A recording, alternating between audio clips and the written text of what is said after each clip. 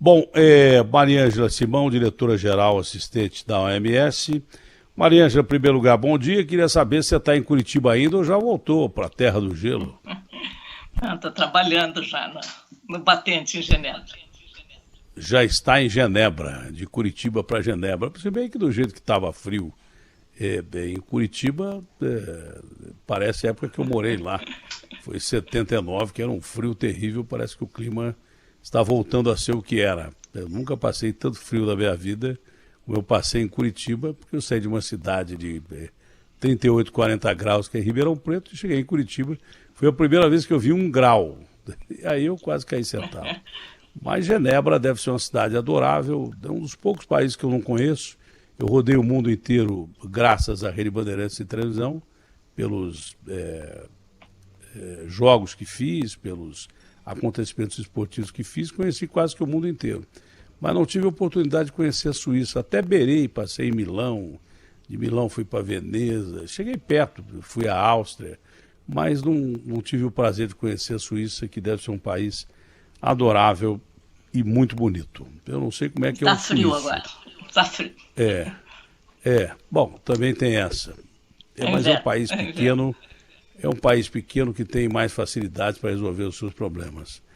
Maria Ângela, como é que a OMS está vendo a vacinação em países pobres, não é? O Brasil é um deles, né? A gente lançou uma campanha de vacinação porque parece que a gente tem vacina para 210 milhões de habitantes e não tem. Tem 11 milhões de vacina de verdade mesmo, que é essa vacina de Oxford. Estamos esperando os insumos da China, tanto para a vacina de Oxford, que nem chegou aqui, como para a Coronavac, que já está aqui. Para o Butantan, que tem uma capacidade enorme de trabalhar, e a Fiocruz também.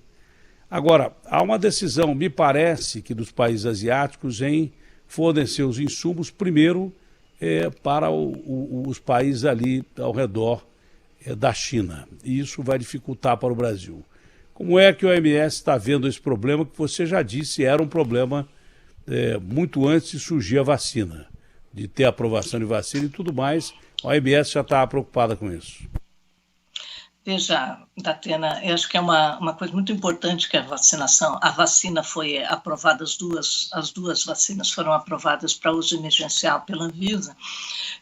Por outro lado, o Brasil está tendo as dificuldades de acessar esses insumos por conta tanto da Índia ter segurado as exportações, quanto a China segurando as exportações da matéria-prima que vai ser utilizada na vacina da AstraZeneca, que vai ser fabricada pela Fiocruz, né?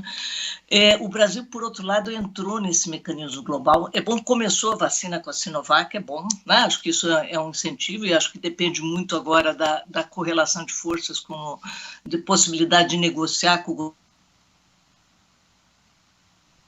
Tilt é o satélite. O satélite, quando falha, ele falha mesmo.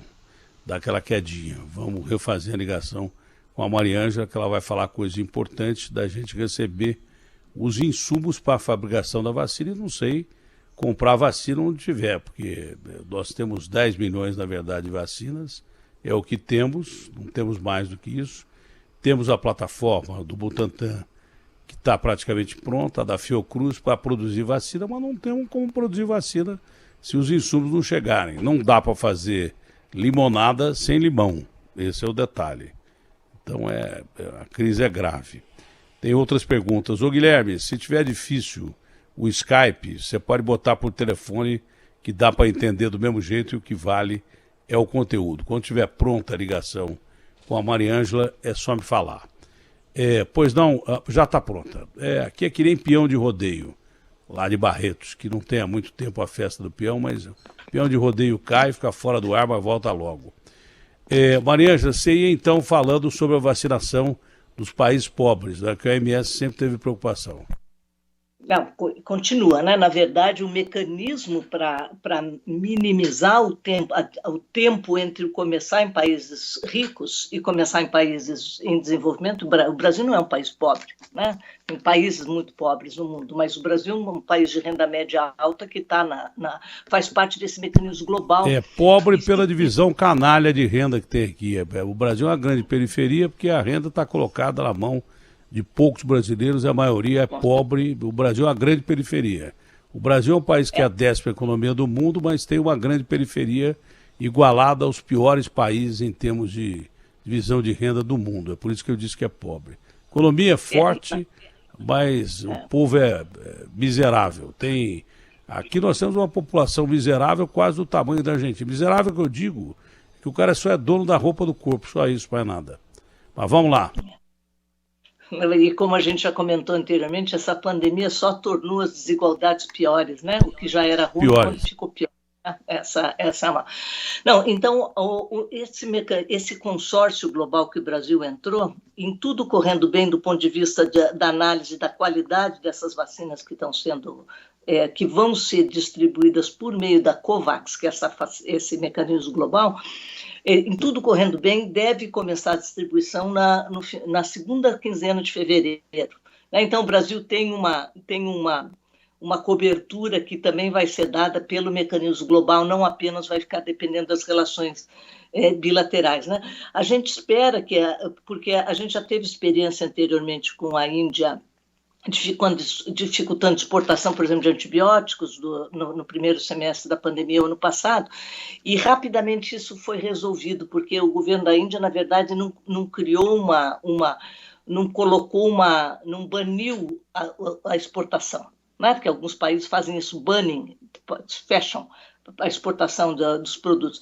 A Índia colocou algumas restrições à exportação, mas isso vai ser equalizado logo, né? A gente imagina, a Índia começou a vacinação da população, sabe que é o país mais populoso do mundo, né? Começou a fazer a vacinação em massa no domingo agora. Então a gente espera que esses contratos de fornecimento eles sejam regularizados o mais cedo possível.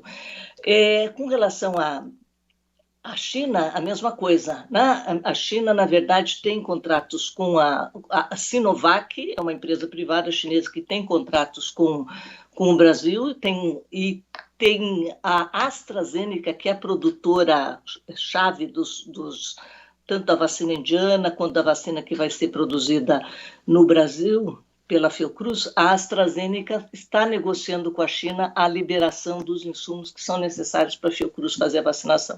Então, o Brasil está começando no lugar certo, teve autorização emergencial, tem uns 6 milhões de doses, vai priorizar, de acordo com as linhas da política nacional, os grupos que vão ter que ser vacinados primeiro, e a gente fica trabalhando fortemente junto com o Brasil para que haja condições para o Butantan continuar a fazer a produção com base nos produtos da Sinovac. O nome no Brasil é Coronavac, mas o produtor de vacina chama Sinovac. E a mesma coisa, nós estamos trabalhando com a Fiocruz para ajudar a liberação junto às autoridades em Wuxi, na China, que é onde está parado os insumos básicos para a produção da vacina. Acho que esses problemas devem ser resolvidos no curto prazo. Mesmo porque o mundo vai ficar muito pior do que já é, muita gente vai morrer, mas vai existir mundo ainda. O mundo já passou por várias pragas. Se a Índia e a China fabricam 90% dos medicamentos que o mundo consome, o Brasil deve ser um dos grandes compradores de medicamentos. Então, depois da crise mais aguda do coronavírus, esses caras vão ter que continuar vendendo remédio. E aí a gente vai ver se tem interesse em comprar. Tem esse detalhe também. É tudo uma questão de uma grande relação comercial. Estava comentando uma coisa que eu observei hoje, que eu venho perguntando a cientistas, se essas variações, essas mutações no vírus não podem influenciar das vacinas que nós temos hoje, né? Pergunta bem clara, se a vacina de hoje vai servir para a mutação de amanhã. E mais grave, foi descoberta a variação inglesa, acho que no Oregon, nos Estados Unidos, a milhares de quilômetros de distância, sem relacionamento nenhum entre os dois países. Apareceu o bicho lá, igualzinho o bicho da Inglaterra, o que significa que ele muda em ambientes diferentes, lembrando a teoria do Darwin aí, do mesmo jeito que ele mudou sem contato nenhum. E já tem variação na África e daí por diante. Seria mais ou menos o que eu tenho perguntado para os cientistas que antigamente diziam, olha, serve. Outros começaram com talvez, e agora há uma incerteza muito grande se essas vacinas de hoje servem para as mutações que estão surgindo, e quanto menos a gente vacina, vão surgir mais, né? Houve um caso em Manaus agora de reinfecção pela mutação. A pessoa que tinha pego o coronavírus, vamos dizer assim, da cepa original, da variação já dos coronavírus, o que chegou aí, o novo coronavírus, que se reinfectou com a variação dita brasileira e de Manaus, né? Então, o que é que a OMS tem observado a respeito desses estudos, que obviamente acompanha de perto?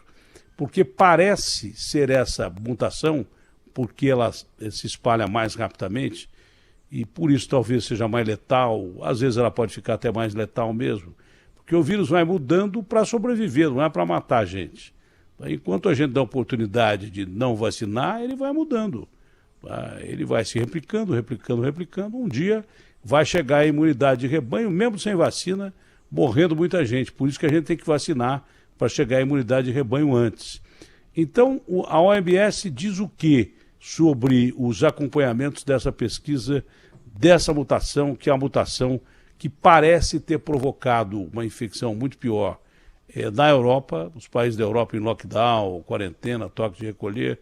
Nos Estados Unidos os casos são escabrosos, aumentam a cada dia que passa, e mesmo depois da vacinação emergencial, que já era esperado, os casos continuam subindo. Então, como é que essas variações do vírus estão sendo observadas pela Organização Mundial de Saúde? Então, veja lá, deixa eu primeiro desmistificar algumas coisas, né? Porque não é esse vírus que está mutando só, né? Todos os vírus mutam, sabe? Então, não é uma coisa... Mas é esse que está matando. Não, mas o vírus do sarampo muda, né? E a vacina do sarampo continua efetiva. Todos mudam, né? A da gripe comum muda. A da gripe comum muda. Por exemplo, agora, mas a dúvida é essa. Por exemplo, a vacina que a gente toma hoje para a gripe, ou toma 100 anos para a gripe, sei lá quanto tempo, não é a mesma vacina que você tomou hoje, você não vai tomar no ano que vem, porque o vírus já mudou, tem que se adaptar à vacina. Eu já ouvi que a Pfizer demora 3 meses na tecnologia de RNA que eles usam, eles adaptam ao novo vírus. Se precisa adaptar, é porque a primeira não vai servir para a mutação. Foi isso que eu subentendi. Então, essa é a preocupação. Eu vou repetir a pergunta. Eu sei que todo vírus muda. Então, veja lá. O vírus em questão é o coronavírus. Primeira questão, primeiro ponto, porque acho que não há razão para ninguém entrar em pânico por causa das mutações. Por isso que estou dizendo que os vírus mutam de qualquer maneira, né? E a história, com exceção do influenza, a imensa maioria dos vírus não altera a imunogenicidade da vacina. O que tem de positivo é que as mutações não estão atingindo áreas que as vacinas hoje estão concentrando para gerar a imunidade, né? Para gerar os anticorpos. Então, a gente é uma boa ainda notícia, não sabe, hein? Essa é a melhor notícia. Não sabe... A mutação não está entrando nas áreas em que as pessoas estão sendo vacinadas, está sendo menor. Isso é a melhor notícia do dia. A gente não pode perder nenhuma palavra. Não, tem várias. Outra coisa é que essas mutações que estão sendo observadas até o momento, nenhuma delas aumenta a letalidade do vírus. Tá certo? Não está tornando ele mais letal. Quer dizer, a pessoa só se espalha mais, né? Ele espalha mais. E por espalhar mais, você tem mais casos, daí você pode ter aumento no número de mortes, mas não é por conta do vírus, não por conta da letalidade do vírus. Então, eu acho que isso é importante, Datena, porque é mais do que nunca. E outro dia alguém me perguntou assim, mas quer dizer que então, se o vírus se espalha com mais facilidade, quer dizer que as máscaras não funcionam? Sabe que é uma pergunta... Eu nem tinha pensado sobre isso, mas, na verdade, quer dizer mais do que nunca que você tem que intensificar as medidas. Precisa usar máscara.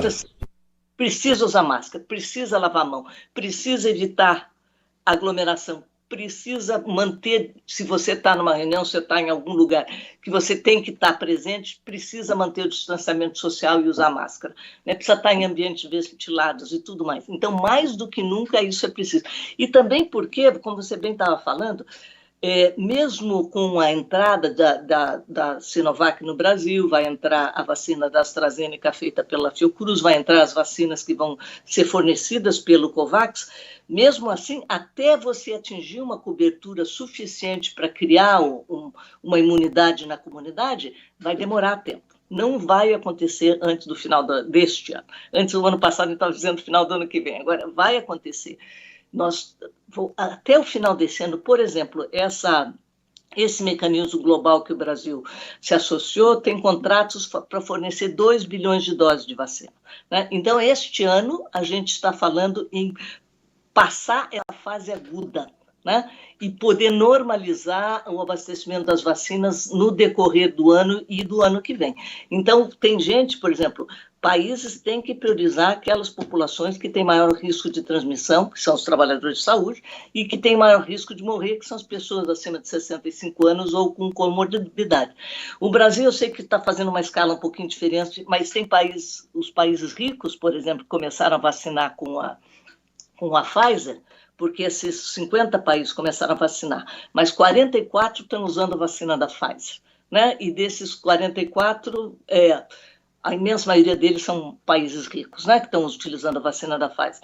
Você vê, por exemplo, a Noruega estava usando acima de 80 anos. Né? A Inglaterra começou acima de 80 anos e agora está gradativamente aumentando, diminuindo a idade, claro, e os profissionais de saúde.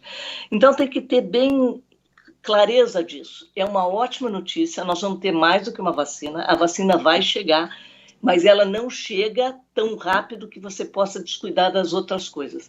E não estou falando só na proteção individual, estou falando também para governos, Datena, porque se você tem uma infraestrutura de UTI, você tem leitos já dedicados para a Covid e você está com poucos casos, não desative nada. Né? Porque ainda você está vendo países ricos tendo problema agora com a superlotação. Né? Vai acontecer em outros lugares no Brasil. Aqui em São Paulo, eu perguntei por que estavam desativando os hospitais de campanha, mas agora eu tenho a resposta. Porque esse Abas que tinha feito os hospitais de campanha, prometeu entregar 7 hospitais de campanha para o Witzel e cobrava 800 milhões e já tinha recebido 300 milhões, é uma organização que tem contato com o governo da Prefeitura de São Paulo, desde o Haddad passando pelo Dória, chegando até o Covas. O que o Iabas fez lá no Rio de Janeiro parece ser tão criminoso que o Witzel corre o risco de impeachment e corre o risco de ir para a cadeia. O secretário de saúde dele foi para a cadeia. Eu mesmo aconselhei, falei, olha, vamos fechar esses hospitais de campanha aqui de São Paulo, que vocês gastaram 50 milhões e não utilizaram. Mesmo assim, com os hospitais de campanha, eles alugavam leitos do Einstein por R$2.000 por dia. E, ao mesmo tempo, usavam 500 profissionais do Einstein no hospital de campanha, que era subutilizado. O hospital do AMB, grande parte da capacidade de um hospital que fazia um frio desgraçado lá dentro, se o cara não morresse de coronavírus, morria de pneumonia. Quando choveu, parecia Cataratas do Iguaçu. O leito custava R$3.800 e a maioria não foi usada. Então, eles, a toque de caixa, desativaram os hospitais de campanha, que é um contrassenso, que a maioria dos países manteve a estrutura do hospital de campanha. Por quê? Porque sabia que vinha uma segunda onda, talvez venha uma terceira, sei lá. Aqui desativou-se rapidamente porque sabia que tinha mutreta. E agora o Ministério Público descobriu várias irregularidades desse Abas em relação à Prefeitura de São Paulo. E já disse para a Prefeitura de São Paulo, ó, sai fora desses caras aí. Para começo de conversa, o Iabas mudou até de razão social. Empresa que muda de nome, por algum motivo está mudando de nome, não é verdade? Amanhã, se ao invés de Datena eu passar a chamar Carleto, é porque o Datena está com algum problema. Então fica com o pé atrás, porque o natural seria manter a estrutura, se ela fosse uma estrutura honesta, para uma segunda onda. Vamos voltar ao COVAX, que é o mais importante. Não, mas o mais importante de tudo é o COVAX. Esse negócio do hospital de campanha, vamos deixar no segundo ponto, porque o nosso problema é o sufoco de conseguir os insumos ou vacinas. COVAX é um mecanismo internacional que ele recebe, não sei se insumos ou vacinas, eu gostaria que você explicasse isso, ou as duas coisas ao mesmo tempo, e vai distribuir algo em torno de 2 bilhões de vacinas, insumos ou vacinas, que eu queria que você explicasse isso. O Brasil faz parte desse organismo, independe da incompetência do nosso governo ou não, do ministro da Saúde, que é um horror, que é o Pazuello, que até os militares querem fora do Ministério da Saúde, parece que independe da negociação de governos. O COVAX é um mecanismo internacional, uma organização internacional que vai distribuir esses insumos e vacinas, eu não sei se só vacinas ou insumos. Eu gostaria que você explicasse melhor, porque essa é a salvação da nossa pátria. Então, veja, o COVAX é um mecanismo global que foi estabelecido pela OMS junto com a iniciativa de vacina que se chama Gavi. E o CEP, que é uma outra coisa de pesquisa e desenvolvimento de vacinas. E é um mecanismo em que os países aderiram, o Brasil aderiu, não era obrigatório, né? Mas nós temos 190 países que aderiram a esse mecanismo. E o que esse mecanismo propôs? E o Brasil assinou um contrato, né? Assinou um contrato para vacinas até 10% da população. O máximo que poderia ser contratado era 20% da sua população para esse primeiro ano, né?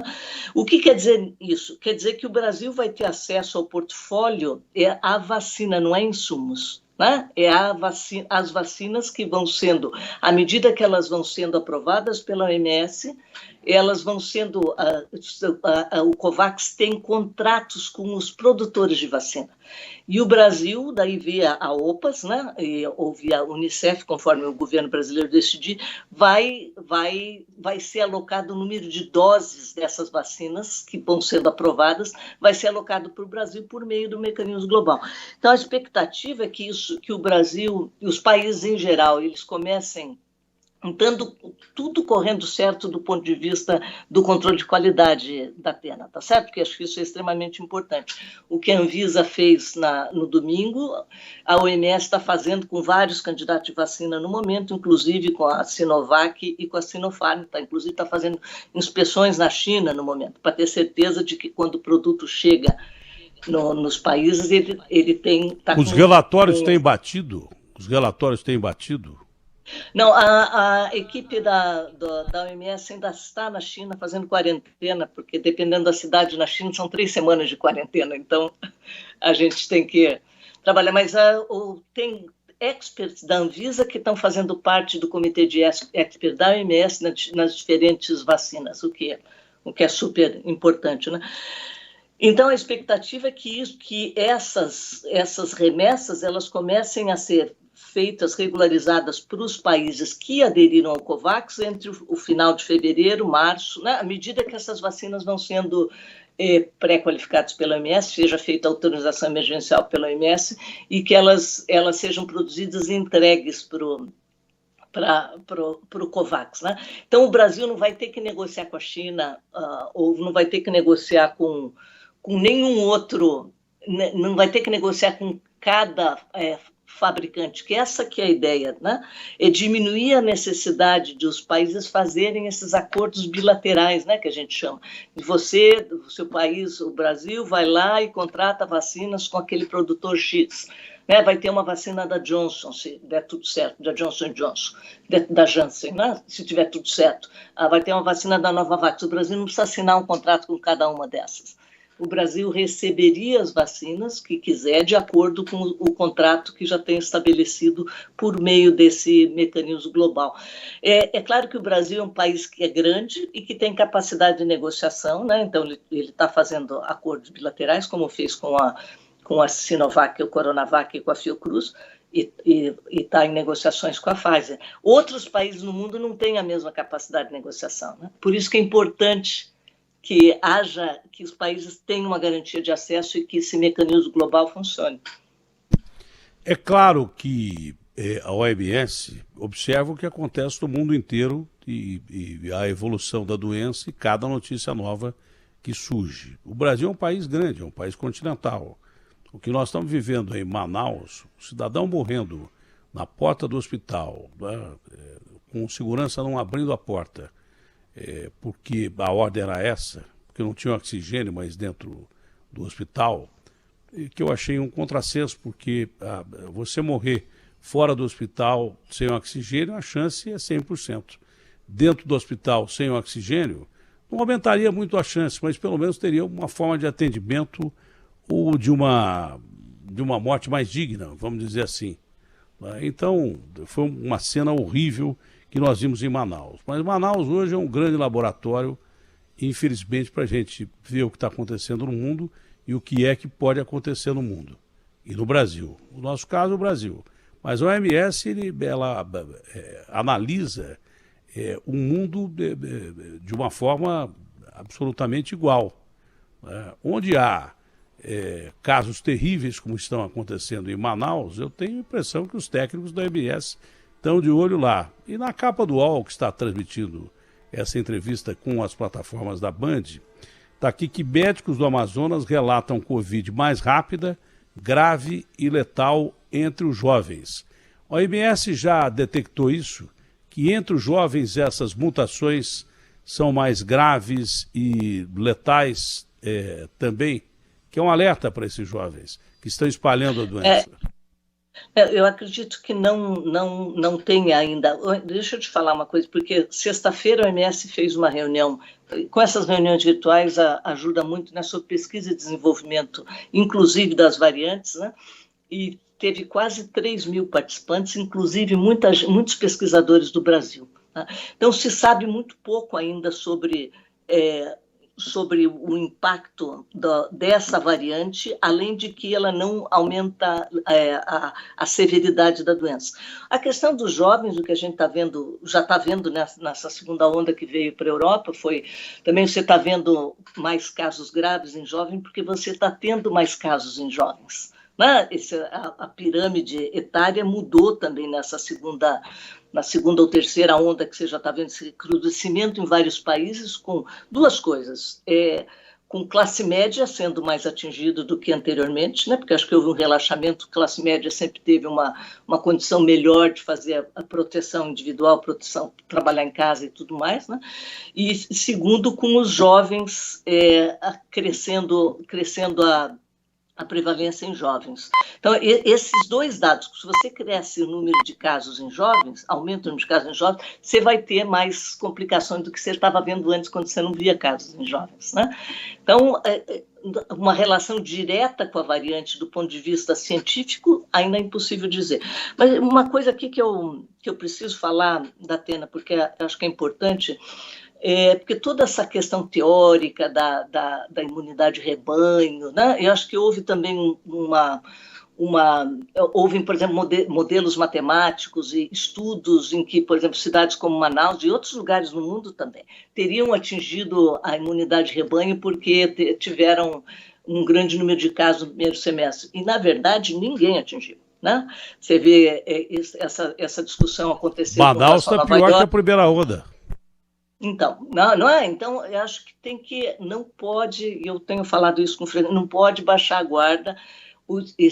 Tem muitas coisas do ponto de vista científico que a gente ainda não conhece com esse vírus, né? A gente conhece já o que funciona em termos de tratamento, né? Então a gente sabe que não... Esse é o tilt do satélite, mas volta logo, rapidinho. Dá um tilt do satélite que a Mariângela está em Genebra, mas volta rapidinho. Enquanto a Mariângela é reconectada, ela falou da importância da máscara, do distanciamento social, ela já volta rapidinho, é questão de segundos.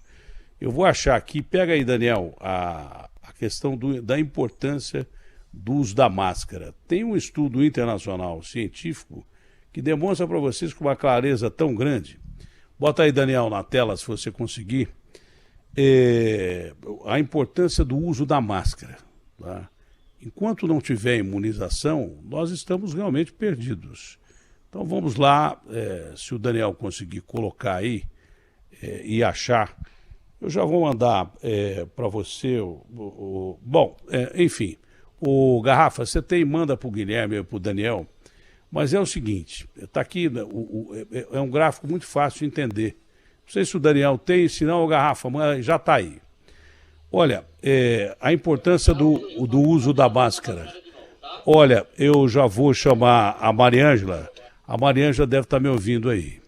Mas, Mariângela, olha o que você falou da importância do uso da máscara de um estudo científico aqui. Ó. Olha, você tem um caso de uma pessoa contaminada que está conversando com outra pessoa que não está contaminada, a menos de 2 metros. O risco de você ser contaminado pelo infectado é de 90%.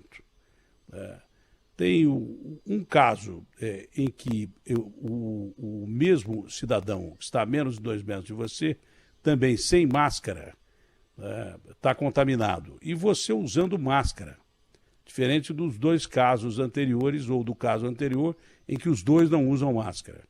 Você com máscara e o infectado sem máscara.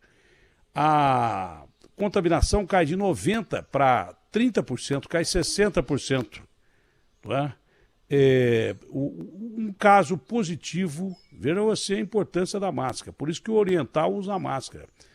Não é para não se contaminar, é para não contaminar os outros. Isso desde dos tempos que você vê aí japoneses, chineses usando máscara em metrô, em transporte coletivo. No caso de uma pessoa que você está acompanhando tudo isso aí no YouTube, ou então pare de falar no meu ouvido, a hora que estiver conectado é só falar que está conectado. É simples assim. Um caso em que tem uma pessoa contaminada, mas ela usando máscara e você sem máscara, o caso reduz de 30% para 5%. De 30% para 5%. Veja a importância do uso da máscara. Agora, uma pessoa contaminada e você não está contaminado, a menos de 2 metros, os 2 usando máscara, a possibilidade de contaminação, mesmo a menos de 2 metros, o cara usando máscara, 1,5%, os 2 usando máscara. Agora, 2 pessoas, uma não contaminada e você estando a mais de 2 metros do contaminado, se você estiver usando máscara e ele usando máscara, a possibilidade, o risco de contaminação vai a 0%. O gráfico, para quem está acompanhando aí, é muito explicativo e demonstra a importância do uso da máscara. É fundamental o uso da máscara, então use máscara, pelo amor de Deus. Quanto à entrevista com a Mariângela, se vocês não conseguiram reconectar pelo Skype, pode ser pelo telefone, porque o que interessa é o conteúdo, não interessa a imagem. Interessa a imagem no caso desse aí que eu mostrei da máscara, porque é importante. É só passar bom velho de bom grambel e falar com a Mariângela, mas ela deu informações excepcionais até agora aqui. Primeiro que nós temos o COVAX, que pode ajudar a vacina a chegar aqui, independente da incapacidade do nosso ministro da Saúde de negociar ou de falar uma coisa hoje e sustentar amanhã. O Pazuello disse na própria entrevista que eu fiz com o Bolsonaro que é um horror como ministro da Saúde, já deveria ter sido retirado de lá, não sei porque está lá até agora. Devia ter sido retirado do cargo já há algum tempo. Mas vamos aguardar. Vamos aguardar. Agora, a entrevista da Mariângela foi muito bacana, porque se tem esse mecanismo que a gente faz parte, esse órgão que a gente faz parte, que é o COVAX, nós vamos receber vacina independente de negociação do nosso governo. O que é muito bom, porque o nosso governo tem errado muito em negociar essas vacinas. E a gente precisa de vacina. O que está sendo feito no Brasil é vendendo uma vacina que você não tem.